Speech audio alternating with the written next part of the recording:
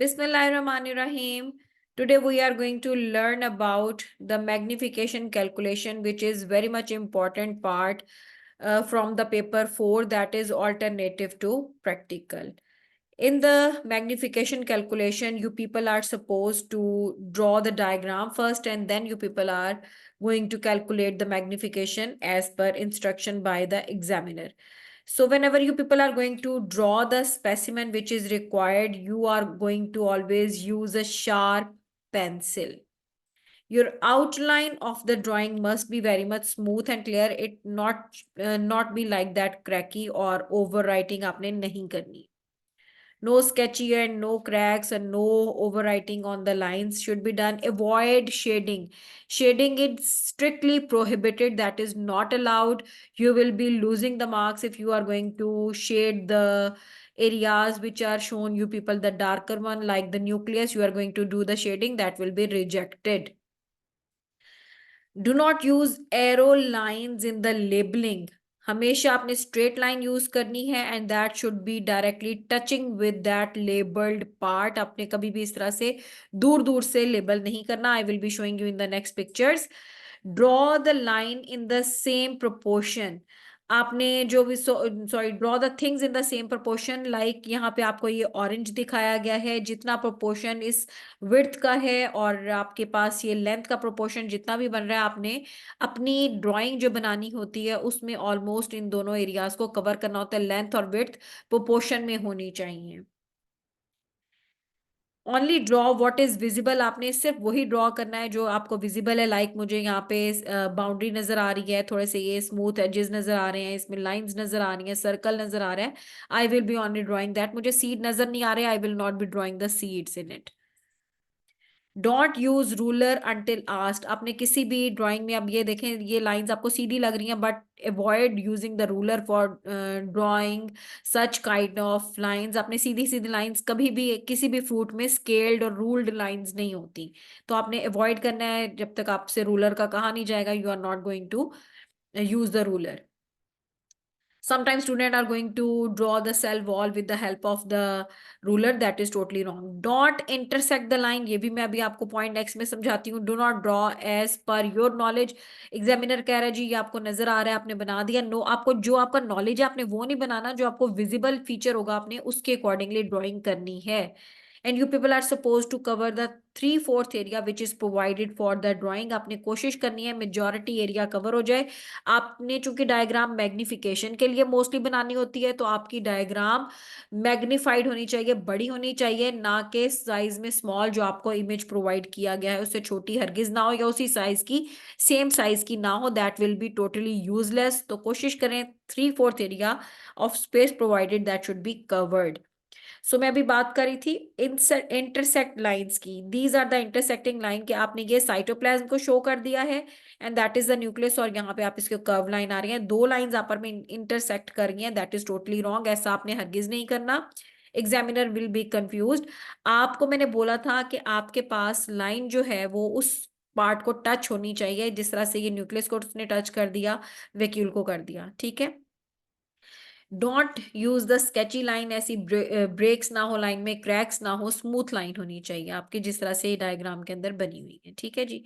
Next हम चलते हैं मैग्निफिकेशन कैलकुलेशन की तरफ. आपके पास जब if you people are satisfied with the drawing, आपने ड्राइंग अच्छी सी बना ली, आप सेटिस्फाइड हो गए कि आपको जो भी विजिबल आया आपने वही बनाया है. ठीक है. अब आपने चलना है इमेज मैग्निफिकेशन की तरफ. आपने ट्रायंगल रूल याद रखना है. दैट इज आई एम, मैं हूं, आई एम. ठीक है. सो जो भी चीज आपने, that is I is the image. image, if it is you people are going to draw it, that is your drawing basically. image जो आप बनाएंगे. A is for actual. actual is provided to you in the paper. जो आपको paper में दिया जाएगा वो actual होगा और आपने उसी की इमेज बनानी है, उसी की ड्राइंग बनानी है. सम टाइम आपको पेपर में भी एक्चुअल नहीं दिया जाता, उसके साथ एक मैग्निफिकेशन लगी होती है कि that is this timed magnified. तो वो भी आपके पास फिर एक्चुअल नहीं रहता, बट आपने अगर उसी आप जो प्रोवाइडेड एक्चुअल जो आपको डायग्राम दी गई है पेपर में वो आपका एक्चुअल कंसीडर होगा, जो आप बना रहे हैं डायग्राम दैट इज इमेज और your drawing. Magnification is how much times that is greater in size, और कितना उसको मैग्नीफाई आपने बड़ा कर दिया है। That is a simple formula. जो भी चीज आपने कैलकुलेट करनी है उसके ऊपर आप फिंगर रखें। Like if I am going to calculate the image size, तो मैं क्या करूंगी, एक्चुअल को मल्टीप्लाई करूंगी मैं मैग्निफिकेशन से। If I am going to calculate the actual then I am going to divide drawing or the image with the magnification, and if I am going to calculate the magnification I will be dividing image divided by the actual। ठीक है जी, okay. So that is अपने I am को याद रखना है, मैं हूं, I am, और आपने स्लाइड अरेंजमेंट करनी है। ठीक है, the formulas are given to you people. Okay, here is a question. Let's say that the length of the stoma is 12 micrometer. Now listen carefully. I just want to tell you people length. आपको अंदाजा होगा कि length क्या होती है, width क्या होती है। आपने वो पॉइंट गेन कर लिया, लेंथ आइडेंटिफाई कर ली, that is given in the micrometer. So your answer should be in the micrometer. जो आप स्केल के साथ लार्ज ड्राइंग बनाएंगे, you people are going that will drawing will be your image. आपने इसको क्या करना है, फिर इसमें सेम पोजीशन पे ही स्टोमा की लेंथ मेजर करेंगे, and that will definitely you are using the ruler उसको मेजरमेंट के लिए, तो आपका सेंटीमीटर में आंसर आएगा which is going to be converted into the micrometre. Micrometre में आपने उसको कन्वर्ट करने के लिए मल्टीप्लाई कर देना है। कन्वर्जेंस भी अभी मैं आपको बताऊंगी, और use the formula to calculate your right answer. Okay, remember बेटा वन थिंग, एक चीज याद रखनी है, यहाँ पर सम टाइम ये आपको स्टोमा की लेंथ हमने मेजर करने के लिए गार्ड सेल्स को बीच में एंटर किया है, and that is the width of the guard cell. आपने सम टाइम आपको गार्ड सेल्स की थिकनेस और वो मेजर करनी आती है। Stoma is basically the opening, आपने ओपनिंग एरिया मेजर करना है, आपने बीच में गार्ड सेल को इन्वॉल्व नहीं करना। Next is again worked example, आपको मैंने सॉल्व एग्जाम्पल दिखा दी है। ठीक है, इसको आप देख लें, बेशक इसका पिक्चर का इमेज ले लें, because I want to do the some practice question with you people. Okay, अब ये देखिए, यहाँ पर आपने जब इसकी मेजरमेंट की है, आपने स्केल को इस तरह से लाइंस के साथ अरेंज करना है। आपका सेंटीमीटर में स्केल है तो आपने उसको मेजर मिलीमीटर्स में कन्वर्ट करना है। जो भी आपकी यूनिट्स होंगी they should be the same. Remember one more point, important point, कि मैग्निफिकेशन के साथ कभी भी हम यूनिट नहीं लगाते, उसमें टाइम्स का क्रॉस की सिंबल आएगी। ये मैं चीज आपको बताना चाह रही थी, दिखाना चाह रही थी बेटा। दैट इज जो आपके पास नंबर 1 पे है, that is the stomal pore की विड्थ है, क्योंकि ये जो 6 पॉइंट है that is the guard cell की बीच में थिकनेस आ रही है। ठीक है, तो don't get confuse the guard cell with that of the stoma. Stoma बीच की पोर ओपनिंग होती है, जबकि गार्ड सेल उसके सराउंडिंग में सेल्स हैं। आपने सेल्स में लेंथ को, विड्थ को, आपने स्टोमा में सिर्फ उसी की चीज को मेजर करना है। जो 2 दिखाया गया है that is the pore length, और स्टोमा के पोर की लेंथ आपको दिखाई गई है। ठीक है जी, नंबर यहाँ पर आपको जो 5 पे है दिखाया गया, that is the stomal complex की लेंथ है। अब उसमें आप दैट इज द स्टोमा और स्टोमा पोर में डिफरेंस आएगा। स्टोमा का पोर सिर्फ that is the tiny opening, जबकि stoma that is because of the guard cell, तो उसमें आपने गार्ड सेल की लेंथ को शामिल करना होता है। ठीक है जी, ओके। नेक्स्ट इज हमारे पास that is the unit conversion. आप इसकी भी पिक्चर ले लेंगे, आपको याद करने पड़ेंगे, इसमें कोई समझाने वाली बात बिल्कुल भी नहीं है। You can have a picture और स्क्रीनशॉट ऑफ दिस स्लाइड।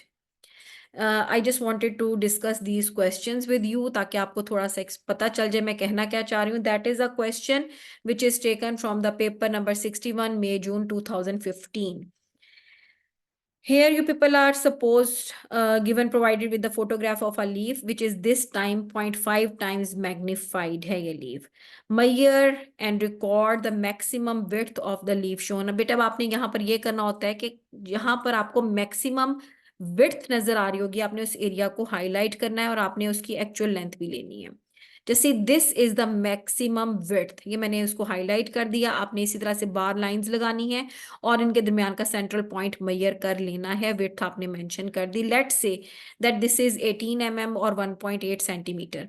अब यहाँ पर एक चीज आपको बता दूं, चूंकि मैंने पेपर से, पास पेपर से इमेज उठाया है, सम टाइम उसको जूम इन जूम आउट करते हुए यहाँ पर इसकी जो साइज है वो वेरी कर सकता है। दैट इज सपोज्ड वैल्यू मैंने लिख दी है, लेकिन सिर्फ आपको एग्जाम्पल मैं कोट करना चाह रही हूँ, बता रही हूँ कि पेपर का साइज, जिस तरह से आप लोग सम टाइम क्वेश्चन सॉल्व करने बैठते होंगे किसी भी बुक से, रेड स्पॉट से या किसी भी और बुक से, तो आपके पास सम टाइम आंसर ठीक नहीं आ रहा होगा, because they do some adjustment in the size to cover that particular question in a space available। ठीक है, तो एक्चुअल वही आपकी मेजरमेंट्स जो आपके क्वेश्चन पेपर में होंगी वो that will be the right. आपने कोई रोटिंग सिस्टम नहीं करना है यहाँ पे। ये आपके पास आगे विड्थ आ गई। देन नेक्स्ट आपको मुझे विड्थ ऑफ एक्चुअल लीफ निकालनी है। Magnification is provided. मैं क्या करूंगी, अब ये मेरे पास कंसीडर हो जाएगा as an image. Okay, so I will be dividing 18, which is the width, with that of the magnification, because I am calculating the A is actual, I divided by M हो जाएगा, तो मेरे पास right answer आ जाएगा, that is 36 mm। that is the actual निकाला है, तो ultimately मैंने उसके साथ जो उसकी width निकालनी है that is in the mm। अगर मैग्निफिकेशन होती तो मैं टाइम्स लगाती, ये देख सकते हैं, और टाइम्स लगाने के लिए क्रॉस आपने उस वैल्यू से पहले लगाना होता है, रिमेंबर दिस पॉइंट। ओके जी, this is the question from paper 42 October November में 2023। यहाँ पर अब एग्जामिनर ने एक बच्चों को बहुत ट्रिक किया, and students are oftenly tricked with this question. और ये आपको एग्जांपल दे रही हूँ, ये एक डायग्राम है that is about the cell division हो रही है, माइक्रोस्कोप के नीचे माइटोसिस दिखाई गई है, and that is 600 times magnified. याद रखें कि magnification times that is written before that number. ठीक है, उसके बाद ही कह रहे हैं कि in the space below make a large drawing of the cell labelled A. ये जो सेल ए लेबल हुआ हुआ है इसकी लार्ज ड्राइंग आपने बनानी है। ठीक है, लार्ज आपने ड्राइंग बना दी। आपको ड्राइंग के यहाँ पे 4 नंबर मिल रहे हैं। आपने वही पैटर्न फॉलो करना है, sharp line, no shading, no sketching. यहाँ पर आपको ये देखें क्रोमोसोम जो हैं ये ब्लैक नजर आ रहे हैं बेटा, आपने सिर्फ आउटलाइन बनानी होगी, उनके दरमियान में शेडिंग आपने नहीं करनी है, otherwise you will be losing the marks. आपको यहाँ पर ये डार्क एरिया नजर आ रहा है, शेडेड नजर आ रहा है, आपने शेड नहीं करना पेपर में, आपकी स्मूथनेस आनी चाहिए।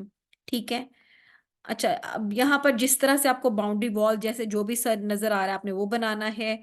ठीक है जी, अब ये रूट टिप है, तो अक्सर बच्चे यहाँ पे सेल वॉल मुझे इतनी ज्यादा क्लियर नजर नहीं आ रही, मुझे सेल वॉल ही नजर आ रही है, मुझे सेल मेम्ब्रेन प्रॉपर नजर नहीं आ रही, तो बच्चे अक्सर डबल लाइन शो कर देंगे। No need to go for that detail.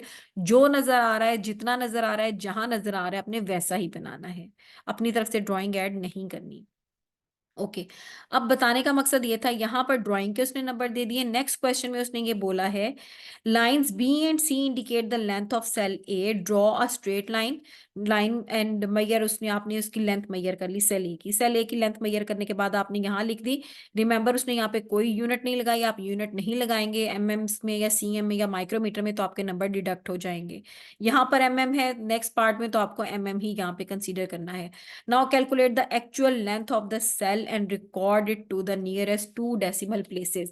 अब यहाँ पर उसने, बच्चों ने क्या गलती कर देनी थी, बच्चों ने इस जो ड्राइंग की बनाई थी लेंथ वो मैयर करनी थी, और इसकी लेंथ मैयर करके मैग्निफिकेशन कैलकुलेशन कर लेनी थी। मोस्टली क्वेश्चन में इसी तरह से होता है कि आप अपनी ड्राइंग की ही मैग्निफिकेशन कैलकुलेट करते हैं, बट दे आर सेइंग कि आप यहाँ पे इसकी एक्चुअल लेंथ जो है वो मैयर करेंगे।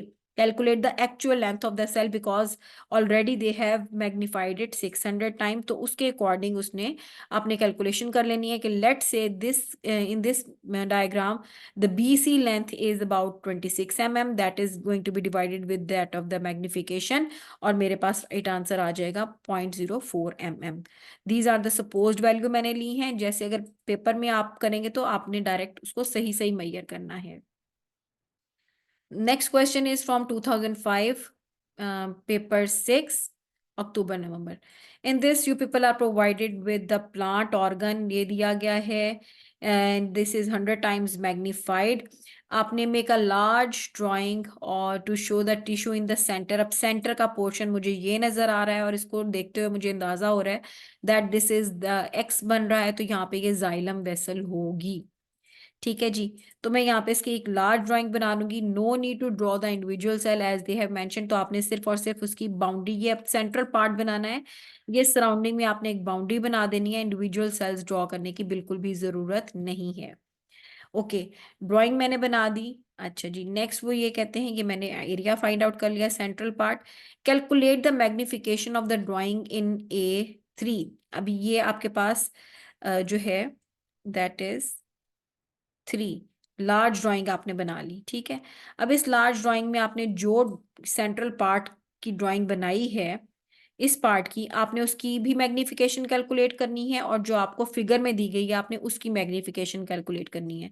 लेट से, और फॉर्मूला आपने यूज करना है, लेट से जो फिगर में डायग्राम दी गई है उसमें सेंट्रल पार्ट इतना उसकी लेंथ डायमीटर आ रहा है, और जो आपने ड्रॉ किया है दैट इज 60, और फॉर्मूला यूज करते हुए आपने मैग्निफिकेशन ऑफ योर ड्राइंग है जो आपने ड्रॉ किया, अब इसमें आपने उसकी कैलकुलेशन करनी है मैग्निफिकेशन की, ठीक है, as compare to the original specimen. अब ओरिजिनल स्पेसिमेन भी रिमेंबर मेरे पास 100 टाइम्स मैग्निफाइड था। अब इस कंडीशन में मैं क्या करूंगी, मैंने क्या करना है, मैंने लेनी है अपनी ड्राइंग की मैग्निफिकेशन, सॉरी इसकी जो मैंने जो डायमीटर लिया है वो लेकर डिवाइड कर देना है ओरिजिनल जो पिक्चर में डायग्राम था इसका डायमीटर, और वो जितने टाइम मैग्नीफाइड था मैंने उसको उससे मल्टीप्लाई करके आंसर निकाल लेना है। आपने इस 100 मैग्नीफाइड को नहीं भूलना, बिकॉज ये मेरे पास डायमीटर आ रहा था विद दिस मैग्निफिकेशन, तो मैंने इस मैग्निफिकेशन को अपने सोल्यूशन में डालना है। So that was the point which I wanted to tell you people. आपने याद रखना है इन छोटी छोटी सी टिप्स को, ताकि आपके मैग्निफिकेशन के कैलकुलेशंस बहुत इजीली आप ये ऑलमोस्ट आ जाते हैं, 6 to 7 मार्क्स का आ जाता है। मैग्निफिकेशन के 3 नंबर आते हैं कैलकुलेशन करने के, और डायग्राम के 3 to 4 मार्क्स आ जाते हैं, तो 6 to 7 मार्क्स आप इजीली गेन कर सकते हैं। Thanks for watching, please do subscribe the channel and share the videos with others, do comment and please press the bell icon. Thank you so much.